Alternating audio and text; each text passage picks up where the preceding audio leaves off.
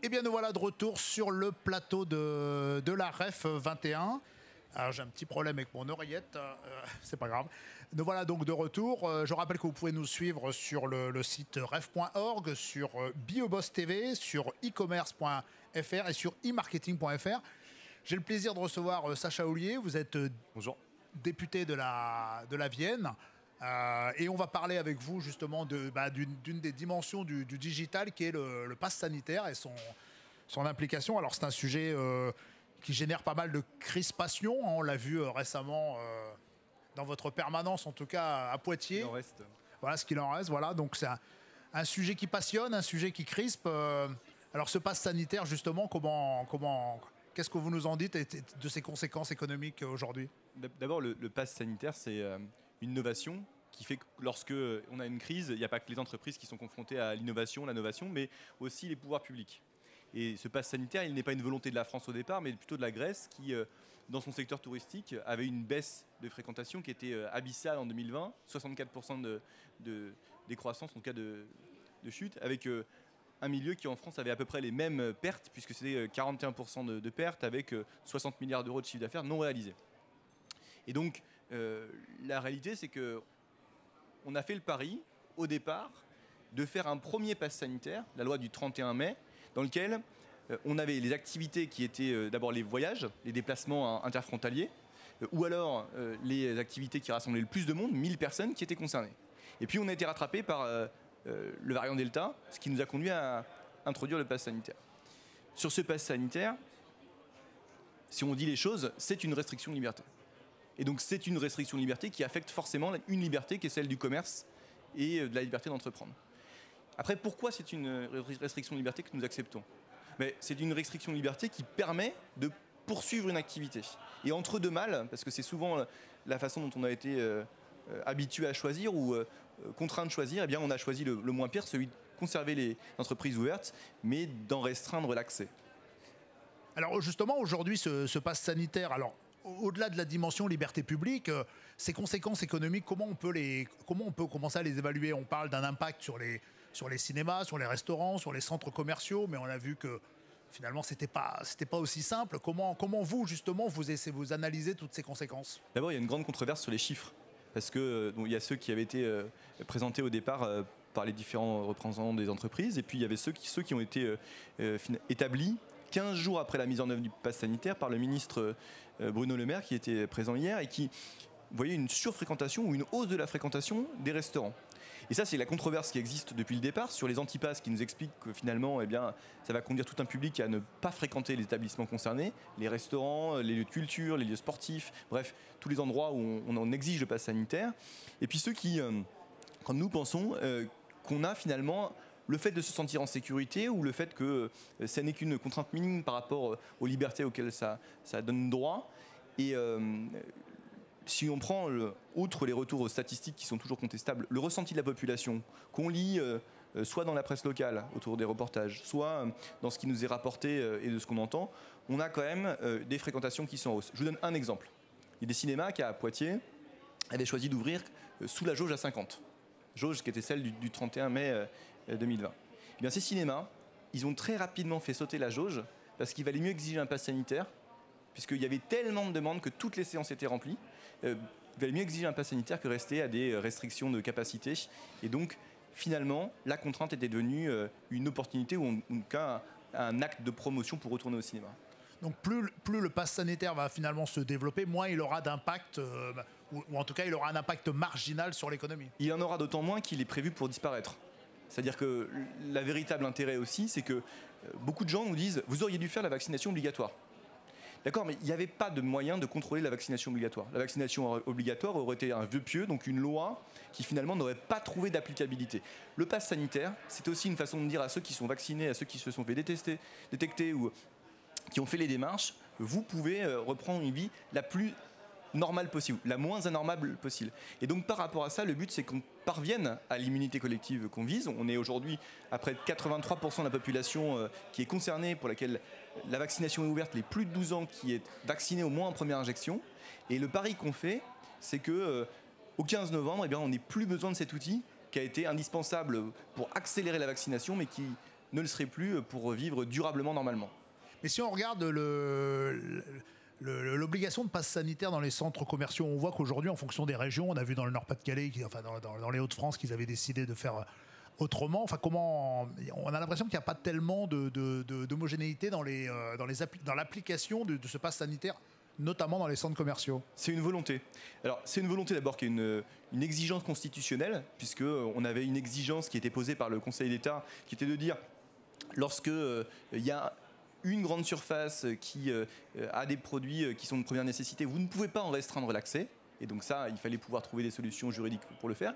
Et puis c'est une volonté parce qu'on a entendu et on a tiré les conséquences de ce qui s'est passé depuis le début de la crise, en se disant, il y a besoin d'une solution différenciée. Il y a des taux d'incidence dans des départements qui sont bien différents. On l'a vu cet été, notamment avec des zones qui étaient des zones littorales qui étaient extrêmement fréquentées et donc qui avaient des taux d'incidence plus forts. On a aussi des centres commerciaux qui sont beaucoup plus grands, qui vont au-delà donc de 20 000 mètres carrés. Et donc ceux-là ne peuvent pas être traités comme les autres. Et le but, c'est que les préfets qui connaissent très bien leur département, avec les associations d'élus locaux et avec naturellement les associations d'entreprises ou les représentants des employeurs locaux puissent trouver les solutions qui soient adaptables. Et alors justement, ce pass sanitaire, on peut imaginer qu'il soit étendu à d'autres activités ou ça va rester contraint à la restauration, les loisirs Là, je pense qu'on est au maximum de ce que l'on peut exiger, il faut là encore le dire, hein, une contrainte assumée comme telle, reconnue comme telle, mais qui ouvre le droit à des libertés publiques, en tout cas à des activités collectives qui sont importantes. Et de ce point de vue-là, il n'y aura pas d'extension. D'ailleurs, ça vient d'être précisé encore ce matin. On avait la question de dire, est-ce que ce sera exigé pour retourner sur mon lieu de travail, de façon générale, pour les employeurs ou pour les salariés? La réponse est non, le Premier ministre vient de le dire. Donc vous confirmez effectivement que, parce que c'était une inquiétude notamment dans le cadre de l'AREF, mais enfin de plus largement des patrons en France, c'était est-ce qu'il va falloir contrôler, donc vous confirmez que il n'y aura pas de passe sanitaire pour retourner travailler? J'ai 3 réponses. D'abord, non, ce ne sera pas généralisé. Ensuite, on sait que ça peut poser quelques difficultés à ceux qui aujourd'hui le mettent en place. Donc c'est pour ça que le quoi qu'il en coûte passe à un régime qui est beaucoup plus adaptable. S'il y a des difficultés, s'il y a une baisse de fréquentation, s'il y a encore aujourd'hui besoin de l'État, l'État sera là, et donc avec des fonds de solidarité qui seront adaptés. Et puis troisième chose, on sait que ça pose des difficultés chez les entreprises qui l'exigent et qui peuvent avoir déjà des difficultés en termes de recrutement, de main-d'œuvre, de personnes qui sont en phase de recrutement. Donc par rapport à ça, ce que l'on souhaite, c'est que maintenant qu'on a des chiffres qui l'attestent, c'est remettre sur le métier la réforme de l'assurance chômage que nous attendons pour le 1er octobre. Et alors donc vous êtes en quelque sorte chargé un petit peu de l'évaluation des impacts de ce pass sanitaire. Quelle première observation on peut faire sur son application? C'est au nom de la commission des lois, j'ai commis un premier rapport sur l'état d'urgence sanitaire, sur les mesures, savoir si elles avaient été adaptées, ce qui nous a conduit notamment à faire la différenciation territoriale que vous décriviez, en fonction des régions, des départements ou alors de la taille des centres commerciaux. C'est quelque chose que l'on va poursuivre et le but c'est de se dire, d'abord, est-ce que le pass sanitaire était utile? Ensuite, est-ce qu'il a besoin d'être prolongé au-delà du 15 novembre? Enfin, est-ce qu'on peut lever ces obligations de façon anticipée sur certaines activités? Et bref, il y a un travail qui est celui du législateur qui est moins connu, au-delà de voter des lois, c'est celui qu'on nous a beaucoup vu faire dans le cadre de l'état d'urgence, et qui revient à dire on évalue les politiques publiques et on dit ça a bien marché, ça n'a pas bien marché. C'est une législation d'exception, elle doit disparaître lorsque l'état d'urgence est finalement levé, lorsque l'épidémie est derrière nous. Et justement, c'est quoi le calendrier de disparition du pass sanitaire? J'imagine qu'on a tous envie de savoir le retour à la vie normale quelque part. Le calendrier législatif aujourd'hui, c'est 15 novembre, disparition du pass sanitaire tel qu'il est prévu par la loi du mois d'août. Ensuite, la réalité épidémique est celle qui aujourd'hui malheureusement guide un peu nos travaux et qui nous conduira à légiférer en conséquence. On a un projet de loi, le 10e projet de loi sur l'état d'urgence sanitaire que nous examinerons le 6 et 7 septembre prochain, qui pour l'instant est spécifique à la situation en Outre-mer, où la situation est catastrophique, on a des taux d'incidence au-delà de 1800, et qui ne devrait pas concerner ni la métropole, ni d'ailleurs l'extension des dispositions qui y sont applicables. Et alors, on parlait tout à l'heure du pass sanitaire et de la crispation que ça pouvait engendrer chez un certain nombre de nos concitoyens. Est-ce que vous pensez qu'il n'y a pas eu des erreurs un petit peu dans la stratégie de communication sur ce pass sanitaire, dans la façon dont on a cette distinction entre justement les anti-vax et les anti-pass? Est-ce qu'il n'aurait pas fallu gérer ça un petit peu différemment? Alors, on peut toujours trouver des erreurs parce qu'on a été dans l'urgence et on est depuis le début dans l'urgence, c'est l'urgence sanitaire.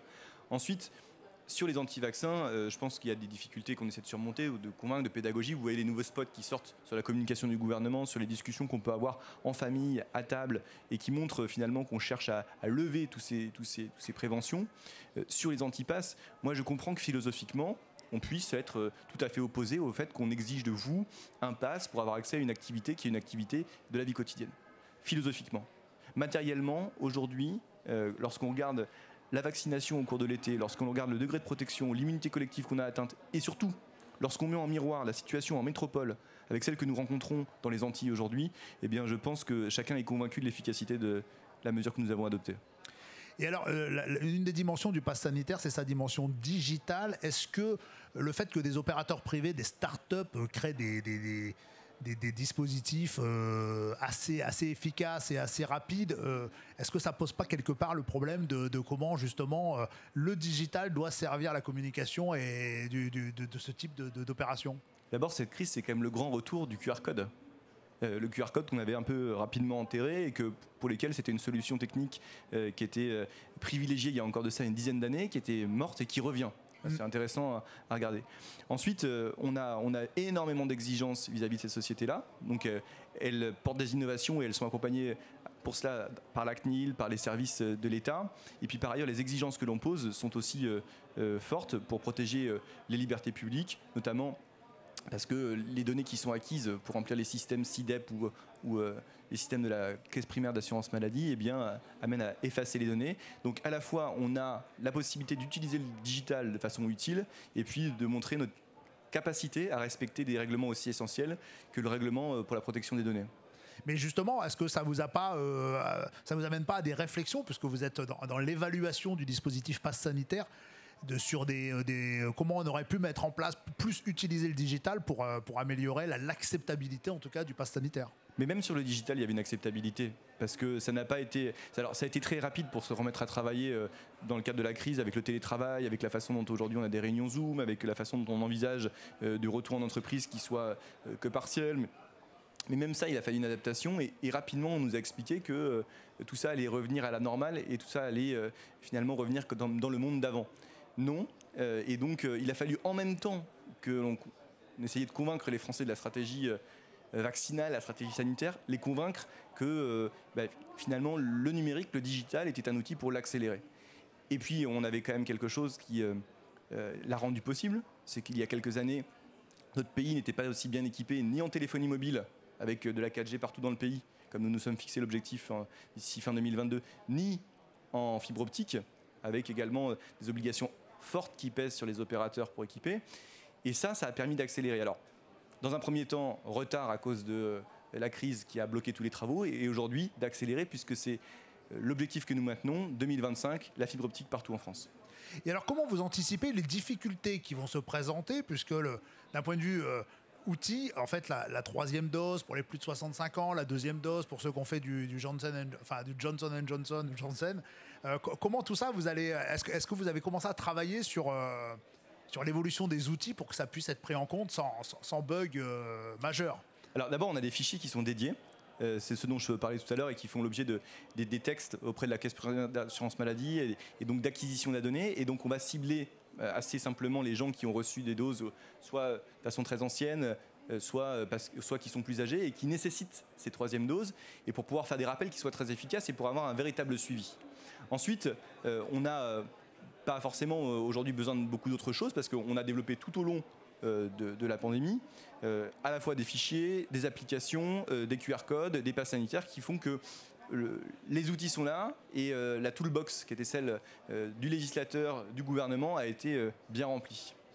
Bon, et alors justement, d'un point de vue personnel, qu'est-ce que vous pensez, vous, des campagnes de publicité du gouvernement? On parle beaucoup de l'appétit qu'a ce gouvernement pour des techniques marketing un peu nouvelles, comme le nudge, le fait de travailler sur le comportement des consommateurs plutôt que de les forcer. Qu'est-ce que vous en pensez? On a eu du très bon et du plus mauvais. Les toutes dernières campagnes qui sont celles sur les scènes de la vie quotidienne. Qu'est-ce que peut me dire mon tonton à table? Qu'est-ce que va me dire mon cousin? Qu'est-ce que dit un jeune qui aujourd'hui travaille à 18 ans ou 19 ans et travaille dans un restaurant? Qu'est-ce qu'il peut objecter pour dire je ne veux pas me faire vacciner? Ça, rechercher finalement ce qui peut être une situation de la vie réelle pour l'objecter et puis apporter les réponses qui sont attendues, c'est à mon avis essentiel. Et puis on a eu des communications qui étaient plus difficiles, mais qu'il faut aussi mettre à la lumière des connaissances techniques qu'on avait à ce moment-là, ou alors de l'urgence dans laquelle on était prise. Et je pense notamment au deuxième confinement, au troisième confinement, qui nous ont amené des solutions extrêmement rapides, qui montrent que si elles n'ont pas fait l'objet d'une excellente communication, elles ont au moins eu pour mérite de mettre la France sur une situation de sortie de crise qui est bien plus efficace que beaucoup d'autres pays. Et bon an, mal an, dans le bilan coût-avantage qu'est le nôtre, j'ai envie de dire qu'on s'en sort pas si mal. Et dans cette guerre de communication un peu sur le pass sanitaire et sur le vaccin, on voit bien que les anti-pass, les anti-vax, qui souvent peuvent être différents, utilisent beaucoup les réseaux sociaux. Est-ce que vous n'y êtes pas venu un peu tard finalement? On a vu le président Macron sur les réseaux sociaux, on l'a vu faire des choses, bon, très certes assez marrantes d'ailleurs. Est-ce que vous n'y êtes pas venu un petit peu? Est-ce que vous n'avez pas péché un peu par naïveté sur l'utilisation des réseaux sociaux? D'abord, la réalité, c'est qu'on essayait d'abord de mettre en place tous les systèmes. C'est-à-dire que lorsqu'on s'est trouvé en crise le 15 mars 2020, il fallait mettre en place tous les textes de loi, tous les décrets d'application, et la communication, quelque part, elle est passée au-delà des discours, les grandes messes du 20h ou des discours du président de la République, un peu au second plan. Et donc, on était quelques-uns à innover. Je pense à ce qu'on avait fait sur la réponse directement de nos internautes sur des réseaux comme Instagram. Je pense que c'est ce qu'a repris d'ailleurs le porte-parole du gouvernement pour essayer de faire de l'influence et répondre à des questions. Et c'est ce qui ensuite essaie d'être généralisé maintenant. Hein. C'est-à-dire que le président de la République reprend des systèmes que nous, on avait un peu par système D démocratisés sur nos propres réseaux sociaux. Et de ce point de vue-là, il y a eu un retard à l'allumage sur ce sujet. Et un retard à l'image qui nous a coûté, puisque il y a eu beaucoup de fausses informations qui ont circulé, et avec une très forte structuration aussi des personnes qui ont été ou complotistes, c'est-à-dire vraiment à dénoncer des réalités scientifiques existantes, ou alors qui ont été organisées en tant que militants, et c'est pas un reproche, mais en termes militants, avec un militantisme extrêmement libéral sur le côté anti-pass, qui, si philosophiquement il est entendable, en termes de santé publique, malheureusement, il a aucune chance de prospérer, parce que qui accepterait qu'on fasse comme ce qui se passe aujourd'hui, le tri entre les patients pour qui va mourir ou pas? C'est ce qui se passe dans les hôpitaux de Martinique ou de Guyane. Et qu'est-ce qui manque aujourd'hui pour améliorer l'acceptabilité justement du pass sanitaire? Parce qu'on voit bien que 80% de la population l'accepte assez bien. Qu'est-ce qui manque aujourd'hui pour que ces 20%, peut-être 10, 15% qui ne sont toujours pas séduits par l'idée passe le paquet? Comment vous pouvez les convaincre? Il manque surtout ce qu'on n'a pas, c'est-à-dire du temps. Parce que quand quelqu'un dans votre famille va vous expliquer que lui, il est allé au cinéma, lui, il est allé au stade de foot pour la reprise du championnat, lui, il est allé dans le restaurant et que vous n'y avez pas accès, quelque part, cette lueur de liberté, elle va faire qu'elle va finir par convaincre les plus sceptiques. Moi, j'en suis persuadé. Parce que tout le monde aspire, par quelque moyen que ce soit, à retrouver les joies de la vie. Et ça, je pense que c'est essentiel. Alors vous avez commencé à expertiser justement les conséquences économiques. En 2 mots et pour conclure, est-ce que vous pouvez nous citer quelques chiffres des premières conséquences du pass sanitaire, même si c'est très compliqué, comme on le disait tout à l'heure, de les évaluer? Alors nous, ce qu'on estime, c'est que sur les 2 premières semaines de mise en place du pass sanitaire, c'était plus 15% de fréquentation des restaurants. On pense également à la lumière de la publication des chiffres de croissance qui atteignent 5,8, que ça a permis à tous les secteurs de rebondir et reprendre. On sait aussi qu'on aura des facteurs exogènes et qui vont venir perturber ce schéma. Et c'est pour ça que je vous citais précisément la question de l'emploi, la question de la main-d'œuvre, la question du recrutement. Parce que les baisses de chiffre d'affaires, en tout cas le fait de ne pas atteindre les objectifs qui avaient été ambitieux et fixés, est-ce que ce sera parce que nous avons mis des contraintes à l'entrée de certaines activités, ou est-ce que ce sera parce que beaucoup de gens se sont réorientés, ou est-ce que ce sera encore parce que finalement ils n'ont pas pu ouvrir? Et ça arrive à certains restaurants que je connais très bien dans ma circonscription, parce qu'ils n'avaient pas ni de chef de rang, de cuisinier. Et il faut voir à la maison de la formation pour l'avoir fréquenté en juin, le nombre de gens qui avaient utilisé leur compte personnel de formation pour faire de la formation continue et qui nous disaient je viens de la restauration de la cuisine. Parce qu'il y a une autre idée aussi qu'il faut combattre, c'est qu'il y a des gens qui ne reprennent pas d'activité parce qu'ils sont indemnisés, puis il y a des gens qui ont été payés pour ne rien faire et à qui ça ne convient pas du tout, et donc qui changent d'activité. Et ça aussi, c'est quelque chose qui est un défi pour nous. Bon ben merci Sacha Houillet pour toutes ces précisions. Je pense que le sujet, on en reparlera dans les prochaines semaines. Merci beaucoup d'être venu. Je rappelle que vous êtes député de Poitiers, de la Vienne, et que vous êtes en charge de l'évaluation du pass sanitaire. Merci beaucoup Sacha Houillet.